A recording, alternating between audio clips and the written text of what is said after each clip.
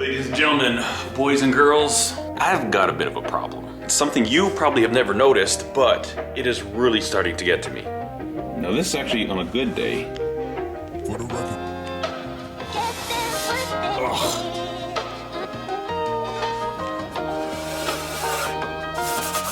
I hate to look up here.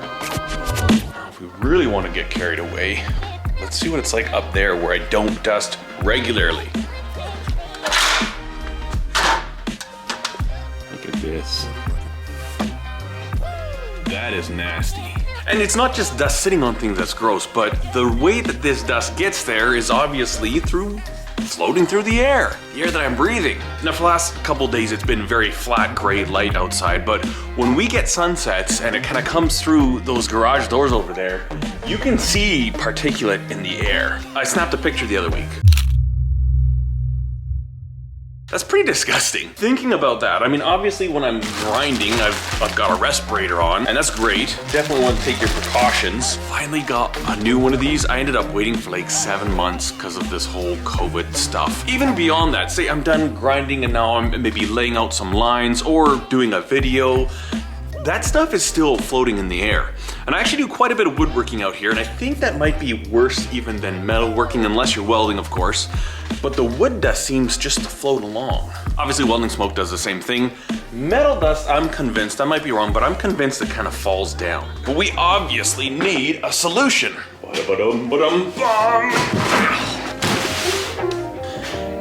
Yeah. So what we have here is a 1044 CFM cubic feet per minute air cleaner. This is one of those units that you can mount on the ceiling, you can mount on the wall. This one in particular, you can actually just set on a workbench, which is actually a really handy idea. And what this does is it circulates the air while running it through a filter, of course. Now this was provided to me by our sponsor for this view, Princess Auto. I really do appreciate the fact that they're thinking about my safety, keeping my lungs clean. Now I did a quick calculation online and I wanted to figure out what size I should get for my garage. And looking at some woodworking forums, they kind of say you basically take your width times your length times the height of your ceiling. That gives you the cube. And then they say ideally you would like to cycle that air once every 10 minutes. So you take that dimension, that number, and you divide it by 10, and that should give you the CFM rating that you should need. Say if we had 25 feet by 25 by, I've got 12-foot ceilings, so I get 7,500 cubic feet in my garage. Obviously I'm treating the entire air, even though I only work in half of the garage. I want to make sure that this thing is rated for that. And so if I take that number, divide it by 10, so basically in 10 minutes we'd go through that, I get 750 CFM cubic feet per minute.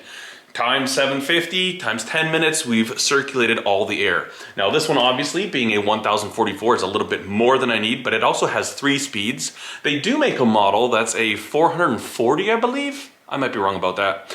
But they do make a slightly smaller model that would be great for a single car garage too. Now, I was actually recently listening to Brian House of Housework. He's got a great podcast on the Makery Network. I've got a podcast there too. Now, he's got a CNC plasma cutter, and those put off a lot of smoke. Like, plasma cutting is brutal. He put one of these in for when he's running his plasma, and he said that the difference it makes was just incredible. And so that kind of really got me thinking. I was like, man, that might be something to look into. So why don't we open this sucker up? We're gonna take a look at it. For now, I'm actually not going to be mounting it because right in this area, right here, I'm gonna be building a mezzanine. And what I want this mezzanine to be for is just storage. In the next week or two, I'll be putting this mezzanine up. And at that point, once I see how that all pans out and how that works, then I will decide where I'm gonna hang the air cleaner.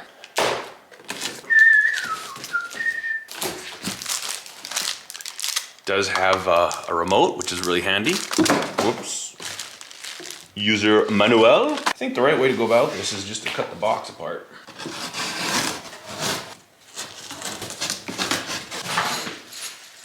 They give you some fairly serious mounting hardware.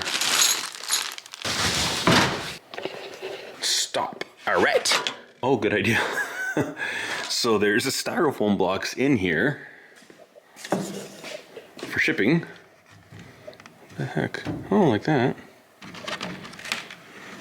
I don't see styrofoam blocks.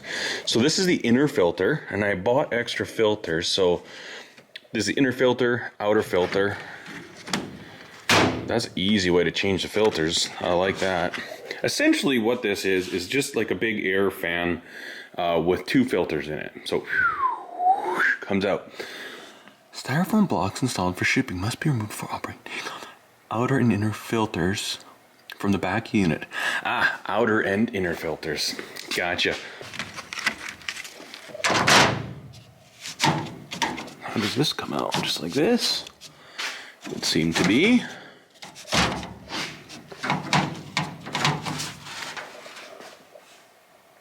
Yes, there are styrofoam blocks. So it would appear I actually have to take this mesh cage off as well. Pull those out. That's kind of cool. It's a good thing they give you that warning, because I think those are sitting right up against the squirrel cage, and that would not be very good.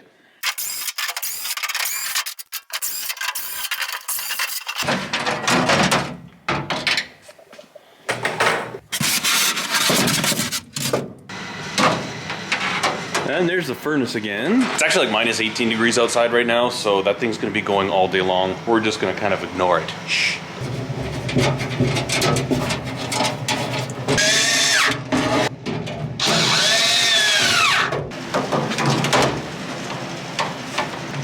An outer filter goes in.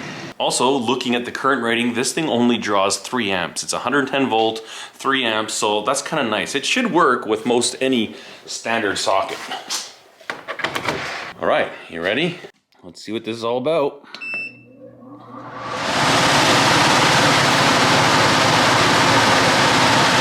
So that is low, and it's moving pretty good. Now you can feel it.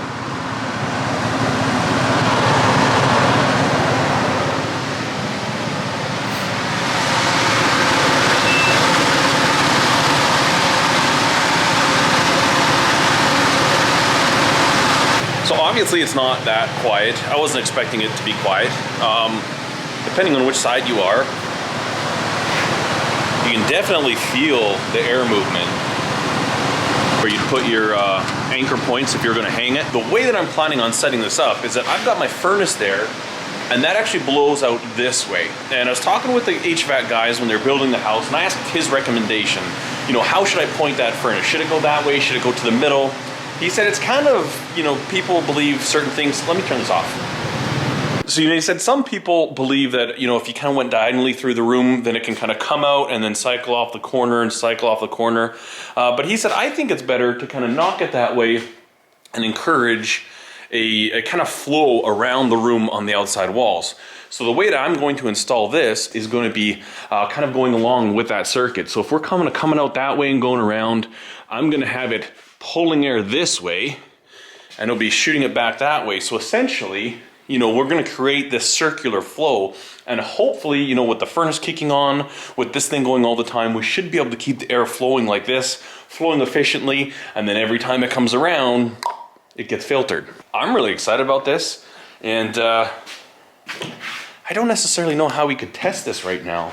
Now, if you're watching this video and you're kind of like, that's a waste of time, that's ridiculous, I would like to challenge you to think about this. You know, when it comes to health and safety, I'm generally a guy that wants to make sure whatever you're gonna do isn't gonna impede your work. You know, I don't often wear gloves. I'd rather get my hands cut up, nicked up, because that stuff repairs itself quite quickly.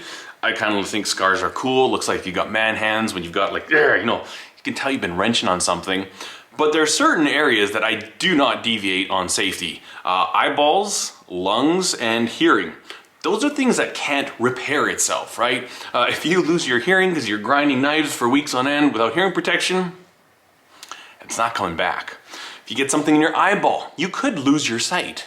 And the one that kind of has me always thinking a little bit more dangerously, because it seems to be slower creep, is your lungs. Keeping your lungs clean.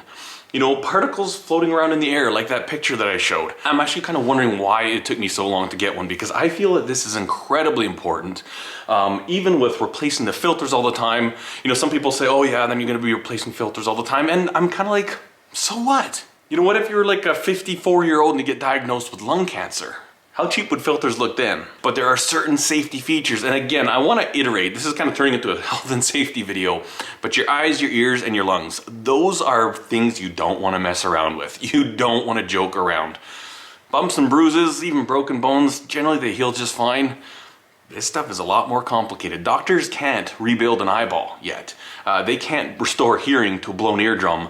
And they can't go in there and clean your lungs out, right? It's not like you just go change your air filter in your car. No, those suckers are in there for good, and there's not much they can do about it. So preventative measures are the key. Oh, I should test the remote. Oh, also we could do, I think I have a decibel meter, so we can kind of get a feeling for how loud it is. Just want to give you guys all the information you can think of if you're curious, if you're wondering. Obviously smaller units with lower CFM, they're probably going to be actually smaller in size. Just for reference, if you guys want to know how big this is, if you're thinking about trying to put something like this in your shop and you've got a small space, can you shoehorn it in? So this is 30 1/4 inches by 24 1/4 inches by 12 inches. Cool. Ha! That's so cool. So, I mean, it can be hanging up on the roof and I'm like, oh, I need to filter some air. Well, infrared. There we go. Well, that's cool. See if we can find that decibel meter. Right there, right there. So this is the furnace operating. This means nothing to me. Like, I don't know what that is. I'm about 6 feet away probably, but what does this mean? We're at 70 range and we're at like -4. So I don't know if that means like we're 66 decibels. I don't know what this means. I don't know what the weighting A or C is all about, but what I was thinking we can do, once that thing shuts off, I'll run this from about the same distance away in front of it and behind it, so we can see compared to that how loud it is. We're gonna walk away. It's definitely louder than the furnace, I think. I don't know, it's about the same as the furnace. I think those spikes are wind going across the microphone. Not sure if it makes a difference or not. About 6 feet away. So it's definitely quieter in the front of it. So real quickly, display on the back here, we've got our speeds, and these are buttons as well, so you can just physically touch these if you don't have the remote. But we've got low, medium, high, and these light up, and then your timer, so you can just set it for 1 hour, 2 hours, 4 hours, which I think is brilliant. You think about this, at the end of the day, you're done grinding, you're done your woodworking, you're going in, you can leave this thing cleaning the air. That's what we got to think about. We're actually cleaning air with this thing, and you just go in, have supper, have your shower, and then it'll automatically shut off. That is a really cool feature. I think most of them have that, but that's smart.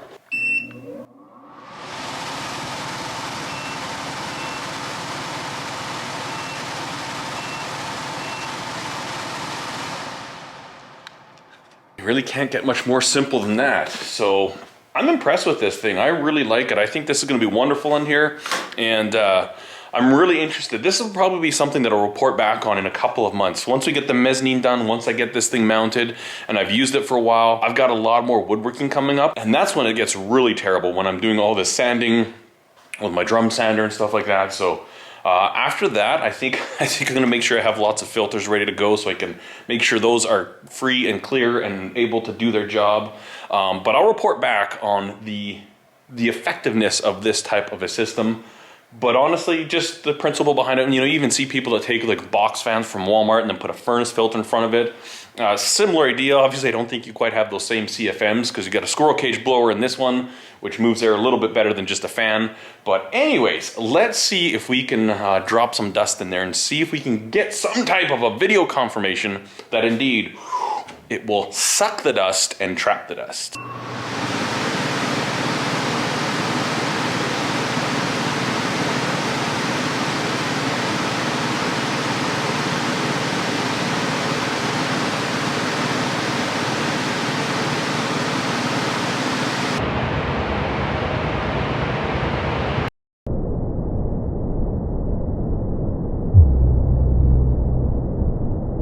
Well, there you have it. That last little slow motion clip. I think that was really interesting, and I definitely think it shows you how well it does. The previous clip, I was like sprinkling actually like chunks of wood sawdust that was in my vacuum. The other ones I'm just snapping my fingers. That's the real fine stuff that isn't necessarily gonna fall to the floor. That's the stuff that's, you know, once you sweep up and everything like that and you put in the garbage, and if you just bang your dustpan, you get all the dust flying off of it. And so that's the stuff that I think these things are gonna be really good at. Obviously, if I'm, you know, routering stuff, it's not like it's gonna pick up all the wood chips that are falling to the ground, but it's that real fine stuff that's really dangerous, that's gonna keep lingering and lingering, you know, after I've shut the machines down, after I've turned my dust collector off. This is gonna be super nice. Let this thing go, clean the air, look after myself. And I'm super stoked to get it mounted up there once I get the mezzanine project done. And again, I will keep you updated. Just from looking at it right now, I'd say absolutely 100% for sure. I mean, this is cleaning the air. That's what it's doing. I want to say thank you so much to Princess Auto for sponsoring this video and providing me with this, helping me stay safe in my workshop. And you can do the same thing. I strongly encourage you to think about it, and we'll see you in the next video. Cheers.